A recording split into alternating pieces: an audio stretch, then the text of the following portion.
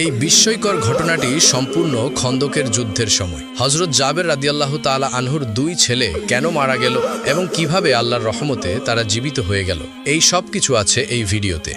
খন্দকের যুদ্ধের প্রাক্কালে রাসূলুল্লাহ সাল্লাল্লাহু আলাইহি ওয়াসাল্লামের নির্দেশে সকল সাহাবী কাঁধে কাঁধ মিলিয়ে পরিখা খনন করছিলেন। খননকালে হঠাৎ একটি সেখানে শক্ত পাথর দেখা যায়। তখন লোকেরা রাসূলুল্লাহ সাল্লাল্লাহু আলাইহি ওয়াসাল্লামের কাছে এসে বলল, হে আল্লাহর নবী, পরিখা খননের কালে একটি শক্ত পাথর বেঁধে গেছে। তখন রাসূলুল্লাহ সাল্লাল্লাহু আলাইহি ওয়াসাল্লাম বললেন, আচ্ছা, আমি নিজেই খন্দকের মধ্যে নামব। তখন রাসূলুল্লাহ সাল্লাল্লাহু আলাইহি ওয়াসাল্লাম কয়েকদিনের আনাহারি ছিলেন। পরিখা খননকারীরা প্রায় সকলেই 3 দিন পর্যন্ত কিছুই খেতে পারেননি। তারাও ক্ষুধার্ত ও আনাহারি ছিলেন। এরপর রাসূলুল্লাহ সাল্লাল্লাহু আলাইহি ওয়াসাল্লাম একটি কোদাল হাতে নিয়ে পাথরটির উপর আঘাত করলেন। সাথে সাথে পাথরটি চূর্ণ বিচূর্ণ হয়ে বালুকণায় পরিণত হয়ে গেল। নবীর সাহাবী হযরত জাবের রাদিয়াল্লাহু তাআলা আনহু যখন দেখলেন যে বিশ্বনবী ক্ষুধার্ত অবস্থায় পেটে পাথর বেঁধে রেখেছেন, তখনই তিনি মনস্থির করলেন যে আল্লাহর নবীকে তার বাড়িতে খাবার খাওয়ানোর জন্য দাওয়াত করবেন। তিনি বাড়িতে ফিরে তার স্ত্রীকে বললেন, তোমার কাছে খাওয়ানোর জন্য কিছু আছে? রাসূলুল্লাহ সাল্লাল্লাহু আলাইহি ওয়াসাল্লামকে ভীষণ ক্ষুধার্ত অবস্থায় দেখলাম। এই অবস্থায় দেখে আমি আর সহ্য করতে পারছি না, তাই সিদ্ধান্ত নিয়েছি রাসূলুল্লাহ সাল্লাল্লাহু আলাইহি ওয়াসাল্লামকে একবেলা খাবার খাওয়াবো। তখন জাবের রাদিয়াল্লাহু তাআলা আনহুয়ের স্ত্রী একটি পাত্রে 1 চা পরিমাণ জব বের করে বললেন, এই জব ছাড়া ঘরে আর কিছুই নেই। জাবের রাদিয়াল্লাহু তাআলা আনহু তখন তার স্ত্রীকে বললেন, তুমি জবগুলো পিষে রুটি তৈরির জন্য আটা প্রস্তুত করো। এই কথা বলে জাবের রাদিয়াল্লাহু তাআলা আনহু ভাবতে শুরু করলেন যে রুটির তো ব্যবস্থা হয়েই গেল, সাথে যদি আরো কিছু ব্যবস্থা করা যেত তাহলে হয়তো রাসূলুল্লাহ সাল্লাল্লাহু আলাইহি ওয়াসাল্লাম অনেক খুশি হতেন। কিছুক্ষণ পরই তার মনে আসলো যে তাদের একটি মোটাতাজা বকরির বাচ্চা আছে। এই কথা ভেবে তিনি নিশ্চিন্ত হলেন। সাথে সাথে এক দৌড়ে তিনি রাসূলুল্লাহ সাল্লাল্লাহু আলাইহি ওয়াসাল্লামের কাছে উপস্থিত হলেন এবং সালাম দিয়ে চুপি চুপি নবী করিম সাল্লাল্লাহু আলাইহি ওয়াসাল্লামকে বললেন, ইয়া রাসূলুল্লাহ, আমি তো গরিব মানুষ, আমার তেমন কোনো সম্পদ নেই, কিন্তু আমার বহুদিনের বাসনা আপনাকে একবেলা আমার বাড়িতে দাওয়াত করে খাওয়াবো, যদি আপনি আমার দাওয়াত কবুল করেন। এই কথা শুনে রাসূলুল্লাহ সাল্লাল্লাহু আলাইহি ওয়াসাল্লাম উচ্চ স্বরে সকল সাহাবীকে উদ্দেশ্য করে বললেন, শোনো হে সাহাবীরা, তোমরা সকলেই শোনো। আজকে আমার জাবের আমাদের তার বাড়িতে খাবার খাওয়ার জন্য দাওয়াত করেছেন। আমি দাওয়াত কবুল করেছি। তোমরা সকলে জলদি করে কাজ সেরে নাও। আজকে আমরা সকলে জোহরের নামাজ বাদে জাবেরের বাড়িতে যাব খাবার খাওয়ার জন্য। এই কথা শুনে সকল সাহাবীর মুখে হাসি ফুটে উঠল। আর জাবের রাদিয়াল্লাহু তাআলা আনহু অত্যন্ত খুশিতে 8খানা পাগলের মতন হয়ে গেল। তিনি এক দৌড় দিয়ে বাড়ির দিকে গেলেন। কিছু দূর যেতেই তার মনে হলো এখানে সাহাবী আছেন প্রায় সব মিলিয়ে 400 থেকে 1000 জন।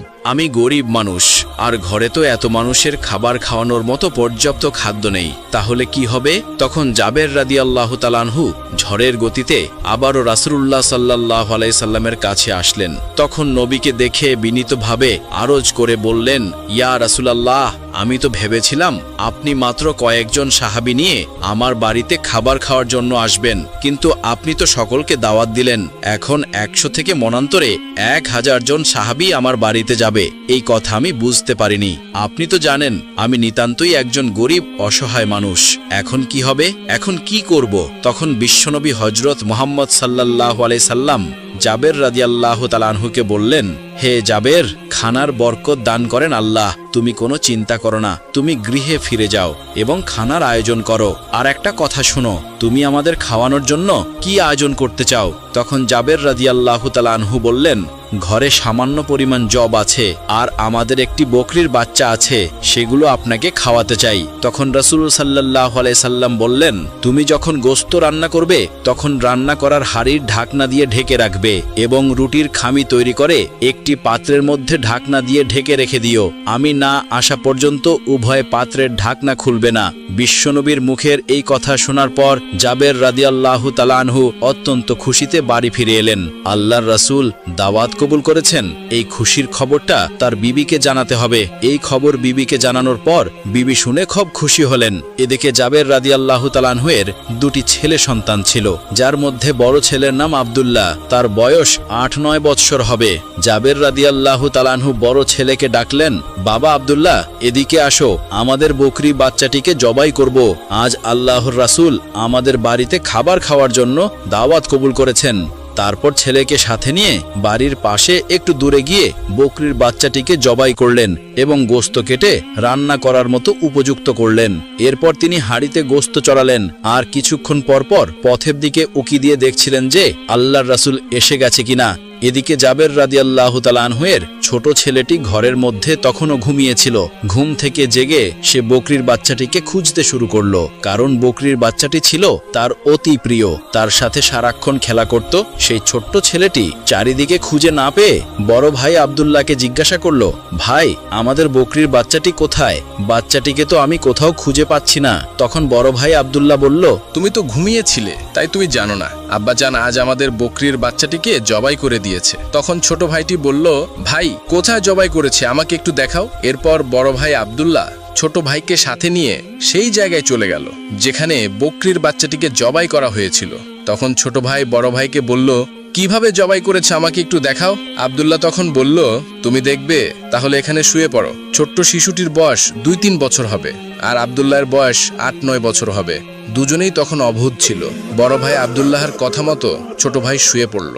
যখন ছোট ভাই সেখানে শুয়ে পড়ল তখন অভুত আব্দুল্লাহ ছোট ভাইয়ের গলায় সজোরে ছুরি চালিয়ে দিতেই ছোট ভাইয়ের গলা কেটে রক্ত ছিটকে বের হতে লাগলো। তার দেহটা ধাপাধাপি করতে লাগলো। এই অবস্থা দেখে বড় ভাই আব্দুল্লাহ অনেক ভয় পেয়ে গেল। ইতিমধ্যে জাবের রাদিয়াল্লাহু তাআলা আনহু আবার সেই পথের দিকে এগিয়ে এলেন রাসূল সাল্লাল্লাহু আলাইহি সাল্লাম আসছে কিনা তা দেখতে। জাবের রাদিয়াল্লাহু তাআলা আনহু এর আসার শব্দ পেয়ে আব্দুল্লাহ সেখান থেকে ছুটে পালালো এবং একটি খেজুর গাছের মাথার উপর উঠে বসে রইল। যখন জাবের রাদিয়াল্লাহু তাআলা আনহু পাথরের কাছে আসলেন, হঠাৎ করে তার চোখে পড়ল তার ছোট সোনামণি কলিজার টুকরা ছেলেটির উপর। তিনি দেখলেন ধুলার বুকে শুয়ে ছটফট করছে। তিনি দ্রুত গতিতে তার কাছে ছুটে গেলেন আর সাথে সাথে বুকের ধন, আদরের মানিক, ছোট ছেলেটির বক্ষপিঞ্জর থেকে পাখিটা উড়ে গেল। ছোট শিশুটির দেহটি স্থির হয়ে গেল। তখন সে শান্ত হয়ে গেল। জাবের রাদিয়াল্লাহু তাআলা আনহু আর বুঝতে বাকি রইল না কিভাবে এই ঘটনা ঘটল। তখন জাবের রাদিয়াল্লাহু তাআলা আনহু আদরের মানিক ছোট শিশুকে বুকে ঝরিয়ে ধরে কান্নায় ভেঙে পড়লেন। আবার নিজেই নিজের মনকে বোঝালেন। তারপর শিশু ছেলেটিকে নিয়ে বিবিকে ডাকতে ডাকতে বাড়ির ভেতরে এলেন। রান্নাঘর থেকে বিবি বেরিয়ে এলেন। তিনি জিজ্ঞাসা করলেন, কি হয়েছে, চিৎকার করছো কেন? তখন কান্না জড়িত কণ্ঠে বললেন, বিবি গো, আমাদের আদরের ধন, বুকের মানিক আর নেই। আমাদের ছেড়ে সে চিরজীবনের জন্য চলে গেছে বিবি। এই কথা শুনে বিবি বললেন, না, এ হতে পারে না। আমি এটা বিশ্বাস করতে পারি না। আমার বুকের প্রিয়ধন আমাদের ছেড়ে চলে যেতে পারে না। জাবের রাদিয়াল্লাহু তাআলা আনহু বিবিকে তখন বোঝালেন, বিবি গো, কেন না, সবুর করো, ধৈর্য ধরো, একটুও কাঁদবে না। আজ রাসূলুল্লাহ সাল্লাল্লাহু আলাইহি ওয়াসাল্লাম আমাদের বাড়িতে আসবেন। তিনি এসে যদি আমাদের কান্না ভরা চেহারা দেখেন, তখন তিনি কারণ জানতে চাইবেন। কি জবাব দেব আমরা? তুমি একটুও কাঁদবে না।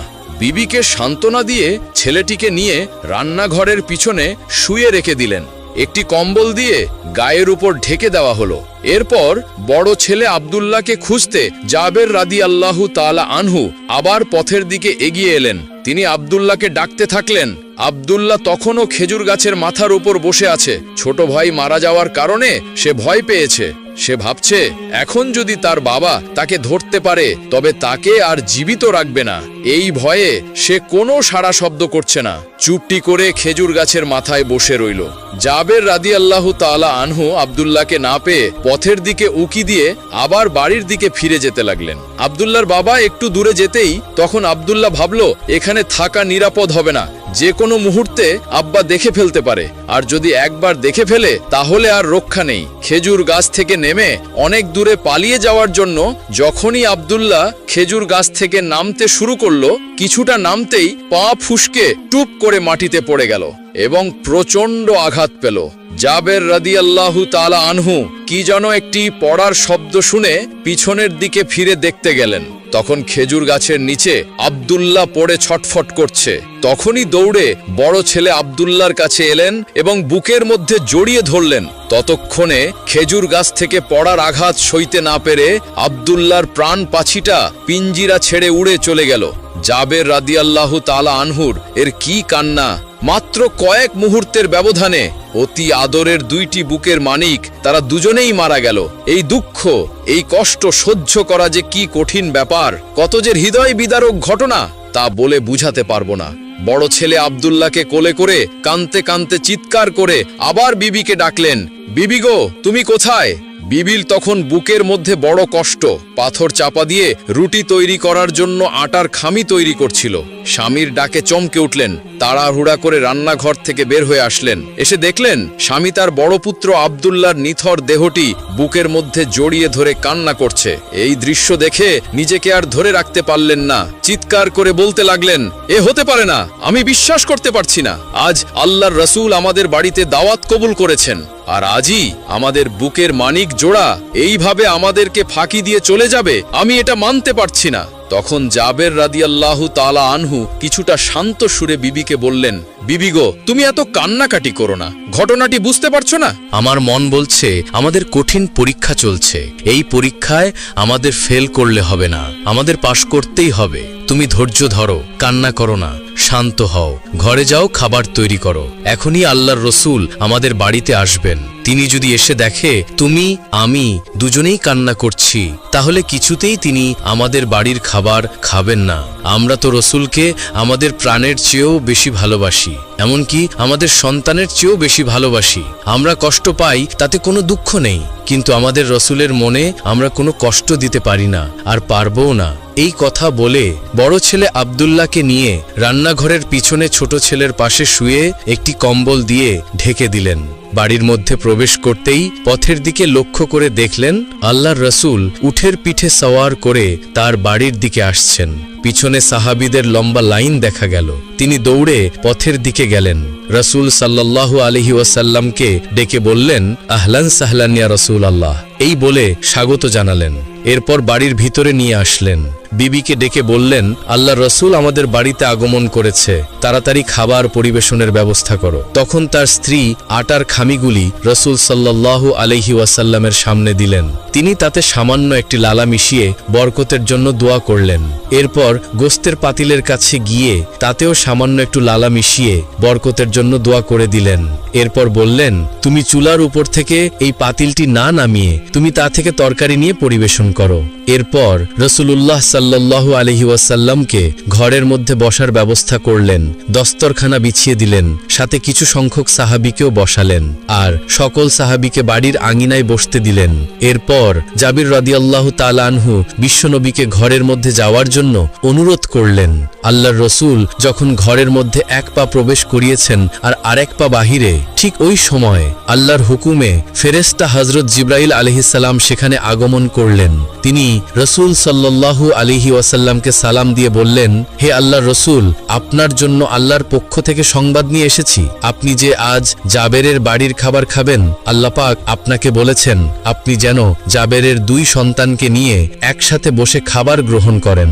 তাদের দুই ভাইকে বুকে জড়িয়ে ধরে ঘরের ভিতরে আসলেন, দুই সন্তানকে নিয়ে একসাথে বসে খাবার গ্রহণ করেন। এই কথা বলে হযরত জিবরাইল আলাইহিস সালাম অদৃশ্য হয়ে গেলেন। তারপর রাসূলুল্লাহ সাল্লাল্লাহু আলাইহি ওয়াসাল্লাম ঘরের মধ্যে প্রবেশ করার পর পা আবার বাহিরের দিকে নিয়ে আসলেন এবং জাবের রাদিয়াল্লাহু তাআলা আনহুকে বললেন, জাবের, তোমার তো দুটি ছেলে সন্তান আছে, তারা কই? তুমি তাদের ডাকো, আমরা একসাথে বসে খাবার খাবো। জাবের রাদিয়াল্লাহু তাআলা আনহু তখন বললেন, ইয়া রাসূলুল্লাহ, ওরা তো ছোট মানুষ, হয়তো কোথাও আছে, আপনি সকলকে নিয়ে খেয়ে নিন, ওরা পরে খাবে। রাসূল সাল্লাল্লাহু আলাইহি ওয়াসাল্লাম তখন বললেন, না, তুমি তাদেরকে এখনই ডাকো। জাবের রাদিয়াল্লাহু তাআলা আনহু তখন বললেন, ওরা পরে খাবে, আপনারা শুরু করুন। রাসূল সাল্লাল্লাহু আলাইহি ওয়াসাল্লাম এবার একটু কঠোরভাবে বললেন, জাবের, তুমি বুঝতে পারছো না, তোমার ছেলেদের নিয়ে একসাথে খাবার খাই, এটা আমার ইচ্ছা না, এটা আল্লাহর ইচ্ছা। তুমি আর দেরি করো না, তাড়াতাড়ি ছেলেদের নিয়ে আসো আমার কাছে। তখন হযরত জাবের রাদিয়াল্লাহু তাআলা আনহু একটু চুপ করে রইলেন। এবার রাসূলুল্লাহ সাল্লাল্লাহু আলাইহি ওয়াসাল্লামের কানে ভেসে আসলো ঘরের ভিতর থেকে কে যেন অল্প শব্দ করে কান্না করছে। তখন রাসূলুল্লাহ সাল্লাল্লাহু আলাইহি ওয়াসাল্লাম বললেন, হে জাবের, ঘরের ভিতরে কান্না করছে কে? জাবের রাদিয়াল্লাহু তাআলা আনহু তখন বললেন, হুজুর, আমার সাথে আসুন, আপনার সকল প্রশ্নের উত্তর পেয়ে যাবেন। এই কথা বলে রাসূলুল্লাহ সাল্লাল্লাহু আলাইহি ওয়াসাল্লামকে সাথে নিয়ে জাবের রাদিয়াল্লাহু তাআলা আনহু রান্নাঘরের পেছনের দিকে গেলেন। কম্বল দিয়ে ঢাকা দেহ দুটি দেখিয়ে বললেন, এই তো আমার মানিক, এই তো আমার হৃদয়ের টুকরা, এখানে শুয়ে আছে, ওরা আমাদের ছেড়ে চলে গেছে, আর জীবিত নেই। এই কথা শুনে রাসূলুল্লাহ সাল্লাল্লাহু আলাইহি ওয়াসাল্লাম নিস্তব্ধ হয়ে গেলেন, কিছুক্ষণ নির্বাক হয়ে রইলেন। অতঃপর জাবের রাদিয়াল্লাহু তাআলা আনহুকে বললেন, ওরে জাবের, তুমি এত নিষ্ঠুর শ্বশুর বাবা, আমি আগে জানতাম না তোমার কলিজার টুকরারা তোমাদের ছেড়ে চলে গেছে, তা সত্ত্বেও আমাকে খাওয়ানোর জন্য পাগল হয়ে গেছো, এমনকি আমাকে বুঝতেও দিচ্ছ না। তোমাদের বুকে দুঃখের পাহাড় বয়ে যাচ্ছে, তোমরা আমাকে এত ভালোবাসো। তখন রাসূল সাল্লাল্লাহু আলাইহি ওয়াসাল্লাম মাটির উপর বসে পড়লেন এবং দুই ছেলের বুকের উপরে দুহাত রেখে বললেন, হে জাবেরের ছেলেরা, আমি আল্লাহর রাসূল তোমাদেরকে ডাকছি, তোমরা উঠে বসো আমার সাথে খাবার খাওয়ার জন্য। রাসূলের ডাক দিতে বিলম্ব হলো না, কিন্তু সেই ডাক শুনতে আল্লাহর মোটেও বিলম্ব হলো না। সাথে সাথে কবুল হয়ে গেল আল্লাহর হুকুমে। ছেলেদের প্রাণ পাখি আবারও ফিরে আসলো তাদের বক্ষ পিঞ্জরে। জীবিত হলো দুই ভাই। এবার রাসূল সাল্লাল্লাহু আলাইহি ওয়াসাল্লাম তাদের দুই ভাইকে বুকে জড়িয়ে ধরে ঘরের ভিতরে আসলেন এবং খাবার খেতে বসলেন। তখন নবীজি সমস্ত সাহাবীকে উদ্দেশ্য করে বললেন, হে সাহাবীরা, তোমরা সকলে শোনো, আজকে তোমরা যত খুশি রুটি খাও, যত খুশি গোস্ত খাও, কিন্তু হাড়গুলো চাবাবে না এবং চুষে চুষে খাবে। তখন রাসূল সাল্লাল্লাহু আলাইহি ওয়াসাল্লাম হযরত জাবের রাদিয়াল্লাহু তাআলা আনহুকে বললেন, হে জাবের, তুমি সকলকে খাবার প্রস্তুত করে দাও। তখন জাবের রাদিয়াল্লাহু তাআলা আনহু খাবারের পাতিল থেকে ঢাকনা সরিয়ে হাড় ঢুকিয়ে তার মধ্য থেকে গোস্ত এবং রুটি সবাইকে দিতে থাকলেন। এরপর সকলে পেট ভরে খাওয়ার পর বিশ্বনবী হযরত জাবেরকে বললেন, হে জাবের, এবার তুমি রুটি এবং গোস্তের ঢাকনা খোলো। হযরত জাবের রাদিয়াল্লাহু তাআলা আনহু রুটি এবং গোস্তের ঢাকনা খুলতেই দেখলেন পূর্বের ন্যায় সমস্ত গোস্তগুলো ডেকের মধ্যে বিদ্যমান রয়েছে, এক টুকরো গোস্ত কমই নেই এবং রুটিগুলো পূর্বের ন্যায় যা ছিল তাই রয়েছে। হযরত জাবের রাদিয়াল্লাহু তাআলা আনহু এই দৃশ্য দেখে অত্যন্ত অবাক হয়ে গেলেন। এরপর বিশ্বনবী হযরত জাবের রাদিয়াল্লাহু তাআলা আনহুকে বললেন, হে জাবের, তুমি গোস্ত খাওয়ার সমস্ত হাড়গুলো আমার সামনে নিয়ে আসো। হযরত জাবের রাদিয়াল্লাহু তাআলা আনহু হাড়গুলো বিশ্বনবীর সামনে এনে উপস্থিত করলেন। এরপর হাড়গুলোকে সামনে রেখে নবীজি আল্লাহর দরবারে দোয়া করলেন। সাথে সাথে জাবের রাদিয়াল্লাহু তাআলা আনহু এর ছোট ছেলেটির সেই বকরিটি হাড়গুলোর মধ্য থেকে বের হয়ে এক দৌড় দিল। সুবহানাল্লাহ। এই ছিল সাহাবায়ে কেরামদের নবীর প্রতি ভালোবাসা। একদা হযরত ফাতেমা রাদিয়াল্লাহু তাআলা আনহা জায়নামাজে বসে কাঁদছিলেন। তার দু চোখের পানিতে বুক ভেসে যাচ্ছিল। এমন সময় হযরত মুহাম্মদ সাল্লাল্লাহু আলাইহি ওয়াসাল্লাম ফাতেমার বাড়িতে আগমন করলেন এবং ফাতেমার ঘরে প্রবেশ করে দেখতে পেলেন জায়নামাজে বসে ফাতেমা রাদিয়াল্লাহু তাআলা আনহা অঝরে কাঁদছে। তখন বিশ্বনবী হযরত ফাতেমা রাদিয়াল্লাহু তাআলা আনহাকে উদ্দেশ্য করে বললেন, হে আমার কলিজার টুকরা ফাতেমা, তুমি তোমার জায়নামাজের কোণা উল্টে দেখো। তখন ফাতেমা রাদিয়াল্লাহু তাআলা আনহা তার জায়নামাজের কোণা উল্টে চমকে উঠলেন। তিনি বললেন, এ কি আব্বাজান, এ যে গলিত স্বর্ণের সদর দপ্তর গতিতে বয়ে যাচ্ছে। তখন হযরত মুহাম্মদ সাল্লাল্লাহু আলাইহি ওয়াসাল্লাম বললেন, হে ফাতেমা, তোমার প্রয়োজন মতো স্বর্ণ উঠিয়ে রাখো, তা দ্বারা তোমার সংসার পরিচালনা করো এবং দুনিয়ার আরাম আয়েশ জাকজমক যা ইচ্ছা তাই করতে পারো। দুনিয়ার সুখ শান্তি ক্ষণস্থায়ী, পরকালের সুখ শান্তি চিরস্থায়ী। এখন তুমি বুঝে বলো মা, দুনিয়ার সুখ শান্তি চাও নাকি আখিরাতের সুখ শান্তি চাও? হযরত মুহাম্মদ সাল্লাল্লাহু আলাইহি ওয়াসাল্লামের মুখে এমন কথা শুনে হযরত ফাতেমা রাদিয়াল্লাহু তাআলা আনহা জায়নামাজের কোণা ছেড়ে দিয়ে নবীজিকে বললেন, আব্বাজান, আমার দুনিয়ার সুখ শান্তির কোনো প্রয়োজন নেই, আমি আখিরাতের সুখ শান্তির পিছনে দৌড়াতে চাই। অনুরূপভাবে আরো একদিনের ঘটনা। একদিন ফাতেমা রাদিয়াল্লাহু তাআলা আনহা এমনই দুর্বল হয়ে পড়েছিলেন যে তিনি বিছানা থেকে উঠতে পারছিলেন না। এই ঘটনা হযরত মুহাম্মদ সাল্লাল্লাহু আলাইহি ওয়াসাল্লামের কাছে পৌঁছালে নবী করিম সাল্লাল্লাহু আলাইহি ওয়াসাল্লাম ফাতেমাকে দেখার জন্য তার বাড়িতে তাশরিফ আনলেন। নবী করিম সাল্লাল্লাহু আলাইহি ওয়াসাল্লাম ফাতেমার দরজায় উপস্থিত হয়ে ডাকতে লাগলেন, কিন্তু ভেতর থেকে কোনো আওয়াজ আসছিল না। তিনবারের মাথায় বিশ্বনবী ফাতেমাকে উদ্দেশ্য করে আবারও ডাকতে লাগলেন। তখন ভিতর থেকে হযরত ফাতিমা রাদিয়াল্লাহু তাআলা আনহা জবাব দিলেন, আব্বা গো, আমি কেমনে দরজা খুলবো?